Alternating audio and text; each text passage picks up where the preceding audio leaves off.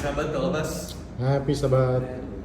So there are 6 of us here in our worship, and if we learn about our Sabbath school session throughout this week, there's a story about 3 young men that goes into the fiery furnace, but then there are 4 people.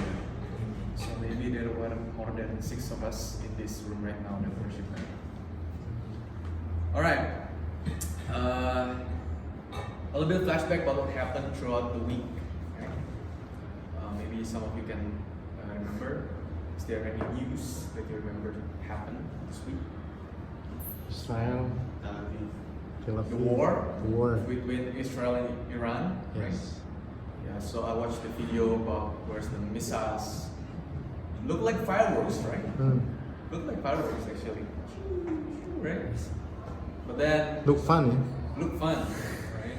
Because for us, the video game generation, I don't know about Bang Mudi and Bang Roni, but when I was little, I have this PlayStation, and it's very fun to play this CTR, man.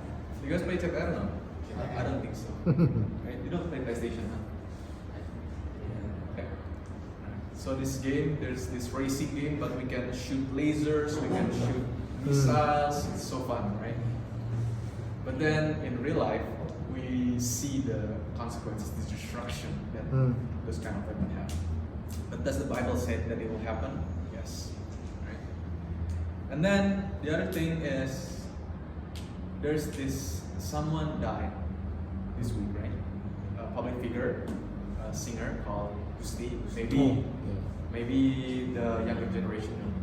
And it was quite viral because it's very sudden. So he was active like the day before. He was creating content, posting on social media, but then he's just gone. That reminds us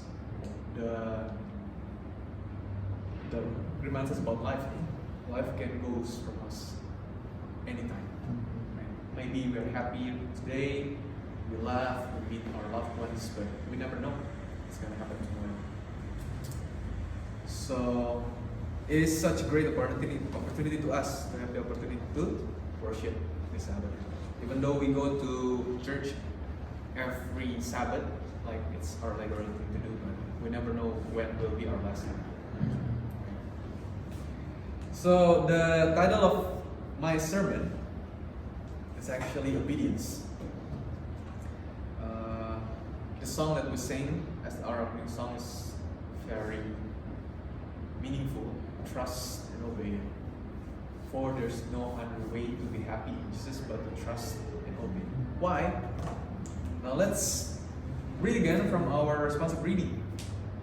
This is a story about, anyone know? What is the story of our responsive reading that we read? About Saul. Right? This is the time when Saul lost his Kingship. Yeah, his presidency. his what? Presidency. Kingship. Lost his right as a king. Yeah. But not politically, but spiritually.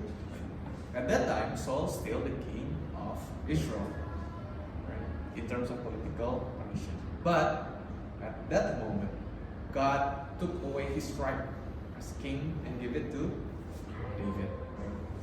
Why? The question is, why? If we see here, the story is about Israelites was told by God to go to war, right? And then, did they go to war? Yes, they did. Did they win? Yes. But Saul didn't do what God told him to do 100%. Maybe 50%, 70%, but not 100%, right? Because God told them to destroy everything. Destroy everything and kill, if I'm saying, kill everyone. But what Saul did? First, he spared the king, right? He just captured, didn't kill him.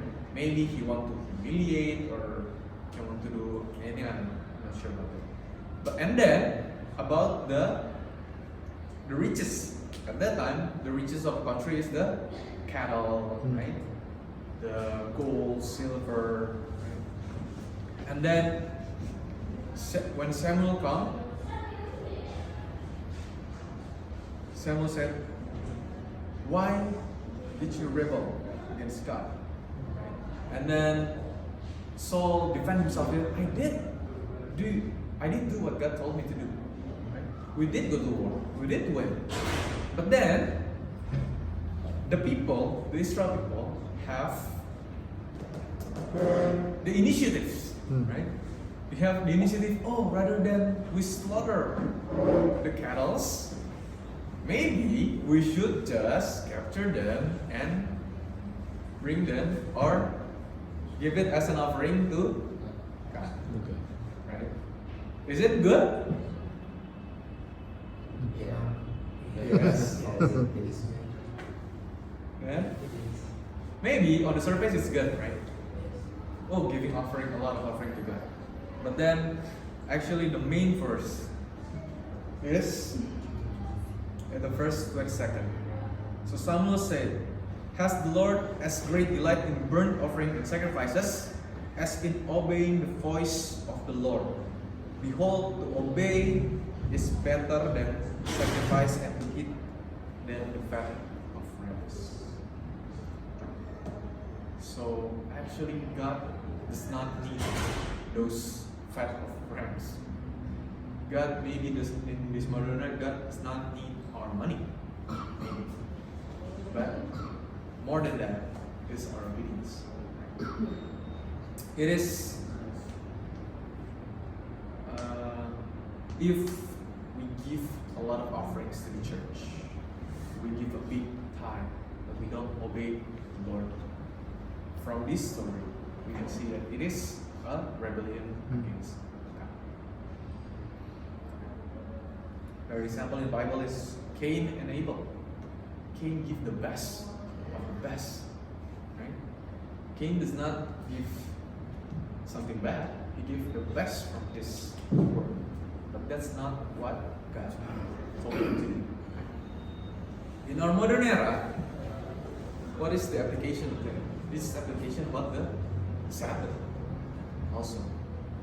What if the Sunday worship is like they are very khusyuk and they worship within their heart with all their heart. On Sunday or in Monday or in Tuesday. Is that bad?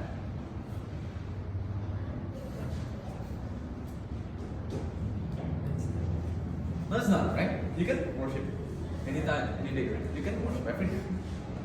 But did they obey the Sabbath commandments? No.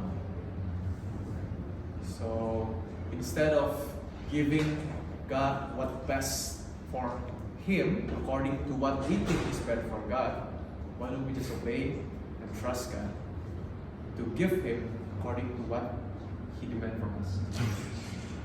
As the Bible said, "For as high as heaven from earth, it is like God's way above our way." So we need to humble ourselves, trust, and obey. For there is no other way to be happy in Jesus but to trust and obey. Amen. Amen.